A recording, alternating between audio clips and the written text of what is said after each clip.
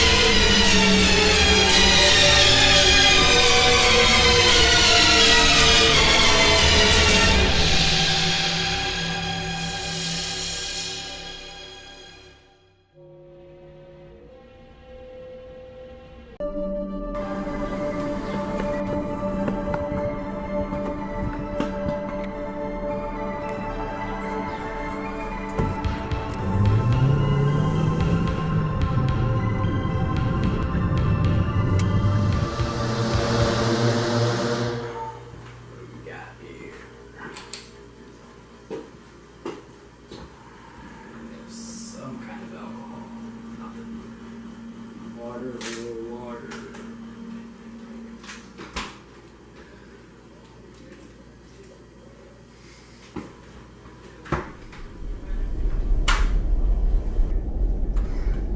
Jesus Christ.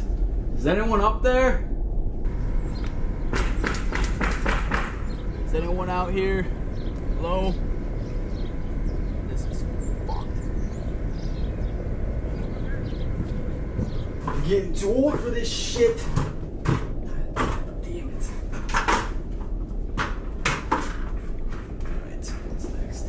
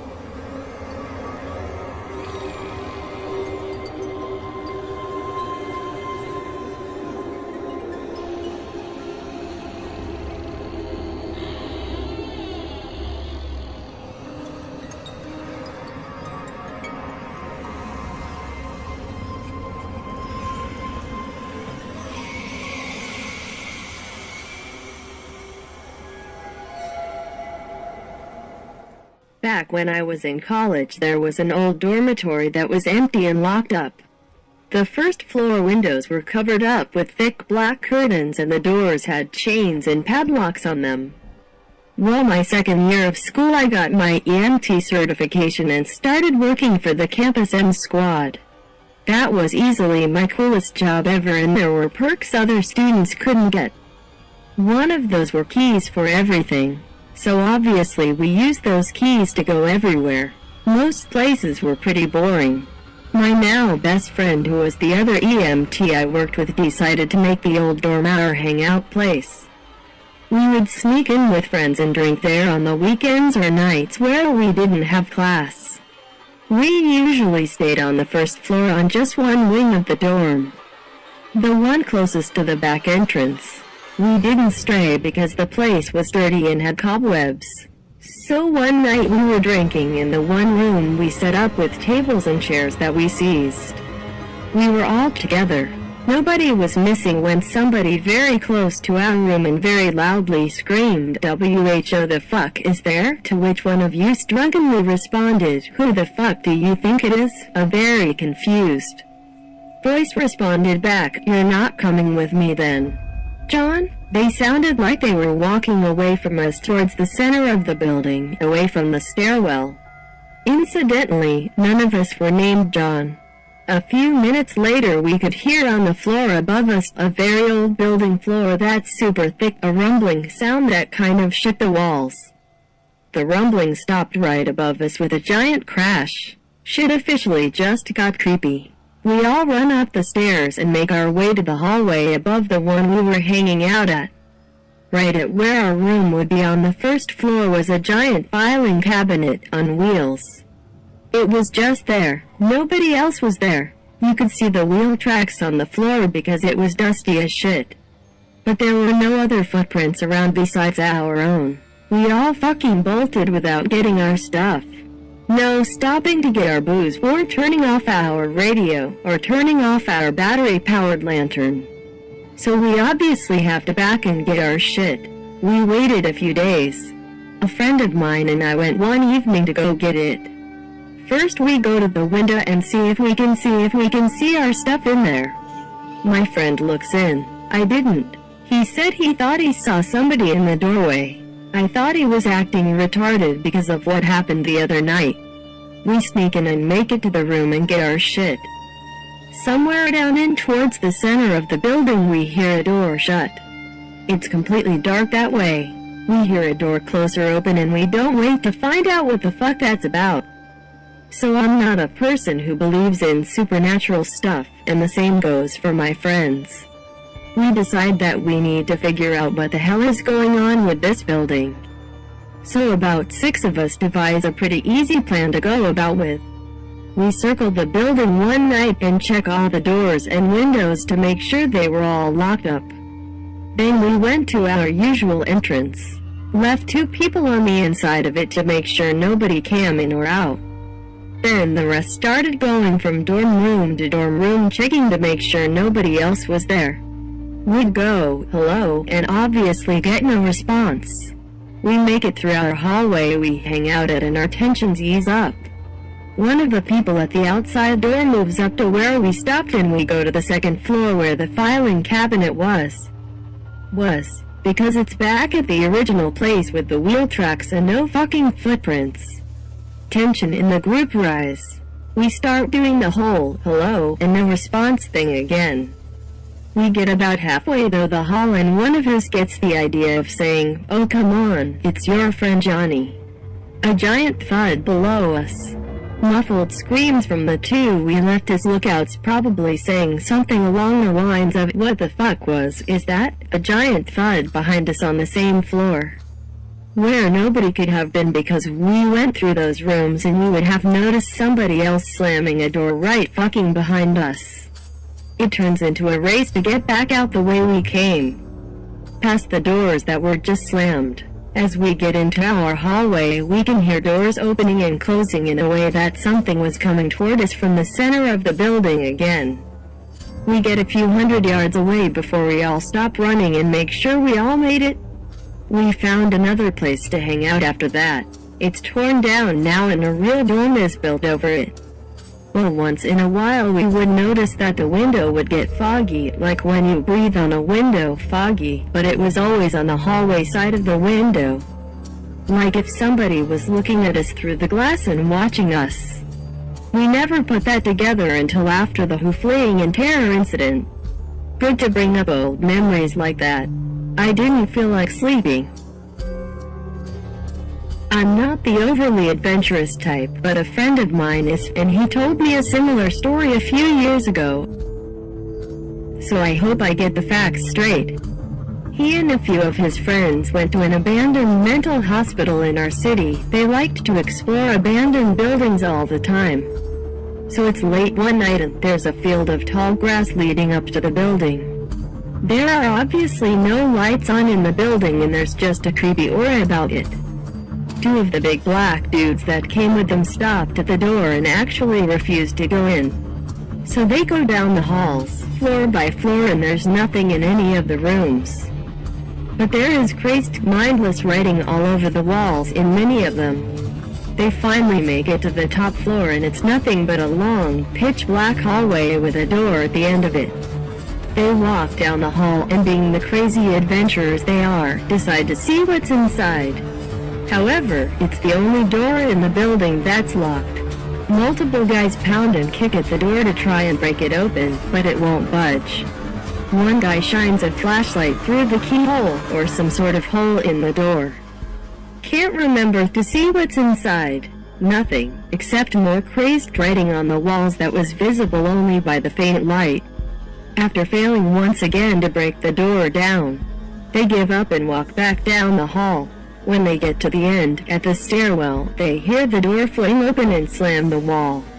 It's still pitch black, and the only thing they can see is a huge shadowy figure in the doorway. Then they hear thumping, slow at first, but the pace quickens. The figure is running towards them. They sprint down the stairs faster than they've ever run before, and all the while they hear just a few flights above them, thump, thump, thump, thump, thump. They make it to the first floor and burst out the door where the two guys are waiting outside. They tell them to run and they all sprint to their van, get in, and pull away. They look out the window and see that huge dark figure still chasing them. When my mom was about 3 years old, my grandma and grandpa moved into an apartment on the 9th floor in downtown Columbus. After they moved in, she didn't have many friends, so she developed an imaginary friend named Kathy. Over the course of a year, her relationship with Kathy was getting out of hand. She didn't want to play with anything or anyone else. My grandma and grandpa took her to counseling and to see psychologists, but they just said it was a normal childhood behavior. She started blaming Kathy for things that got broken, messes that were made, and my grandpa had had enough. My grandpa went out to get a dog to occupy her time with instead of her imaginary friend. So he goes out and gets a German Shepherd pup from the pound and brings it home. When he gets back, my mother is playing in the corner by a window with Kathy. As soon as he walks in, the dog stares straight at my mom and starts barking and snarling. All of the hair on his back is raised and he is ready to attack, and my mom starts screaming, and all of a sudden the dog stops and my mom just starts crying. My grandparents are freaked out at this point and ask my mom what happened, and she says that Kathy fell out of the window. After that, she never played with or mentioned Kathy again. Cut to a few months later. They are moving out of the apartment because my grandma, super religious, can't handle what happened. My grandpa talks to the landlord and somehow the story comes up about Kathy. The landlord is shocked and tells him that the tenants before them moved out after their 5-year-old daughter Kathy fell out of the window and died. I'm sure many won't believe this story, but it's 100% true. Even my super religious grandma swears by it to this very day. When I was really little, my parents would let me stay up late on the weekends and watch TV until I fell asleep. I really loved these times, and I would stay up later than anybody else just because I could. Well, one night I was almost asleep on the couch when I heard a noise on our front porch. It was the sound of our old-fashioned porch swing moving back and forth. I was a little scared, so I crept toward the bay windows of my living room and peeked out towards the porch. Sitting on my front porch swing was an older woman, probably in her 50s, wearing nothing but a nightgown, covered in blood and holding a huge kitchen knife. I flipped out immediately and ran screaming into my parents' room, but was too terrified to form words. My parents saw that I was upset, but when I finally was able to tell them what I saw, my dad got really angry and told me that it was just a dream and to go back to bed. I refused and kept crying and screaming until he had had enough and snatched my arm and dragged me towards the front door to prove that nothing was there. I kicked and screamed all the way trying to make him stop, but he kept pulling me. Finally we got to the door. He unlocked it, swung it open and said, "See, there's nothing." To this day, I have never seen the look of fear and shock that was on his face when that woman turned and stared at both of us and slowly stood up with the knife. My dad slammed the door shut and got my mom to call the police while he went and got his gun. He went back to the door with a 12 gauge and cracked the door enough to stick the barrel out. He asked her what she was doing and she said, "Somebody killed my husband, but it wasn't me." My dad told her that the police were coming and she freaked out, grabbed the knife and walked away. The police found her 15 minutes later trying to break into one of our neighbors' houses. I never slept in the living room again.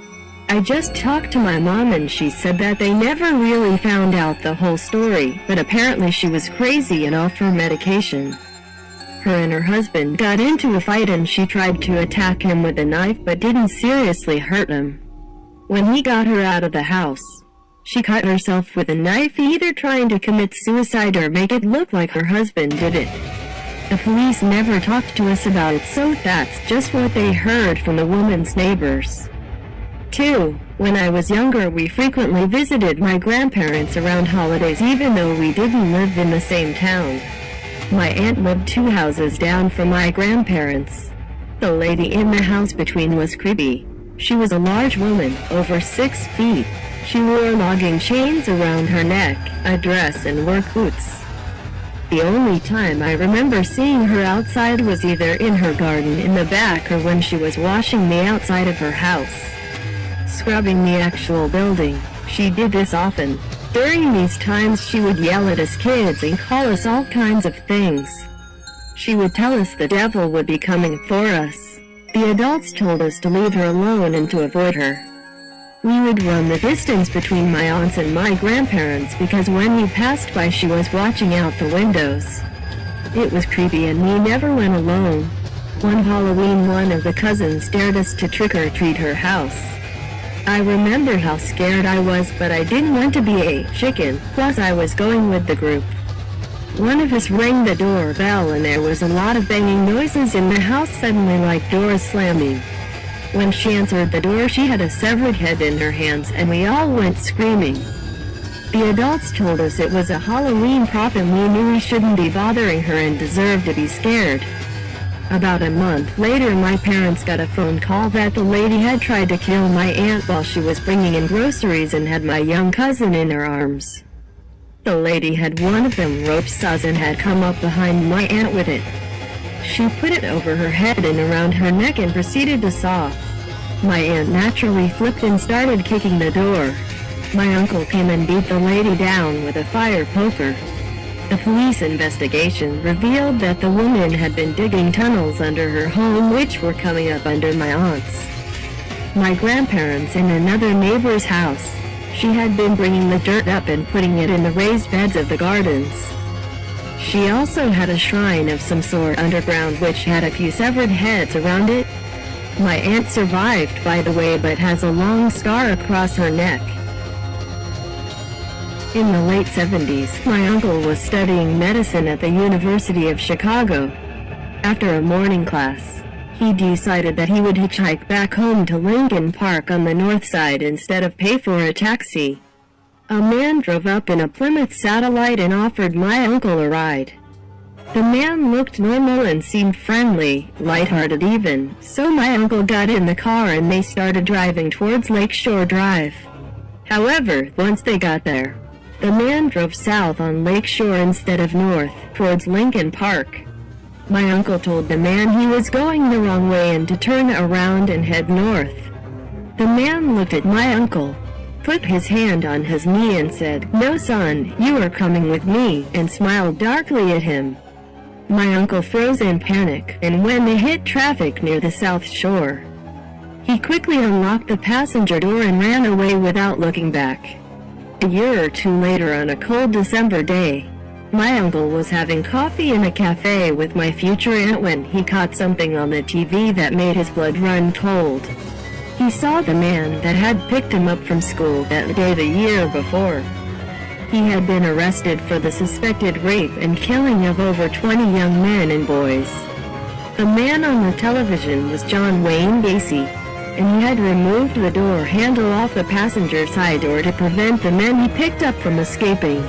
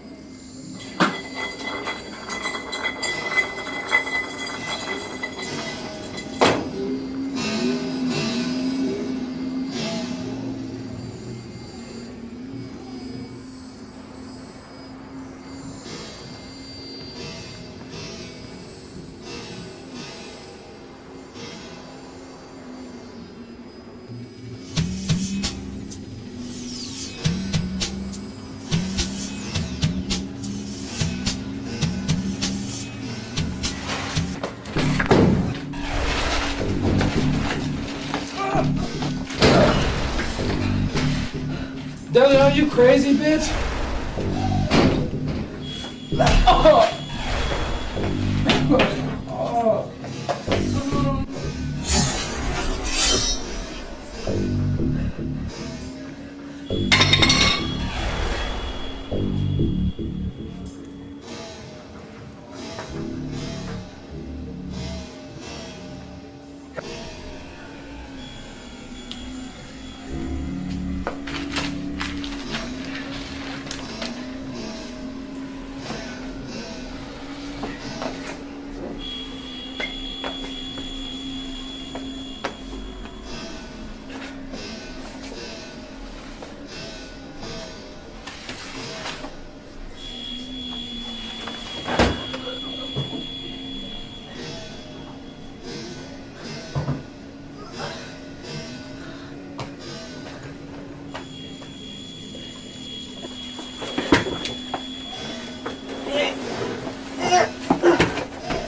Damn it! Damn, this motherfucker heavy as hell.